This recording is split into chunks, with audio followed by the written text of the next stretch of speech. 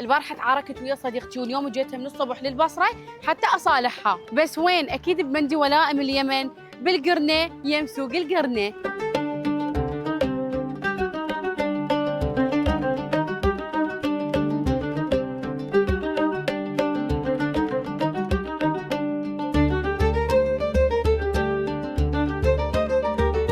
هلا عظامة، وطبعا خابرتهم وقلت لهم يجهزوا لي هذا الطلي الكامل وحجمه يجي حسب طلب الزبون، وتخيلوا سعر الكيلو بس 35,000. راح أبلش باللبن، واني من اول ما بدأوا يحضرون الطلي اني عيني عليه، فاني ما راح انتظرها، صار لها نص ساعه وتاخرت، وراح ابدي اكل الاكل كله وحدي. حاطين عليه هاي السباكيتي، بس شوفوا لي طلي كامل حتى الباكه مالته وياه. شوفوا خدود الطلي، هاي شنو دجاجه؟ ترى مو بس لحم عندهم، حتى دجاج عندهم، وهاي الدجاجه سعرها 19,000 بس، والمكان موجود بصالتين للشباب وصالة للعوائل. وبعد ما كملت أكل نزلت أشرب شاي بهذا المكان الحلو، وصديقتي لحد هسه ما جاية، فراح أخلص شاي وأعوفها. بس الصراحة أنا أحبها وقلبي ما يطيني، فهذا الطلي الثاني جهزوا لي إياه وراح أخذه إلها للبيت.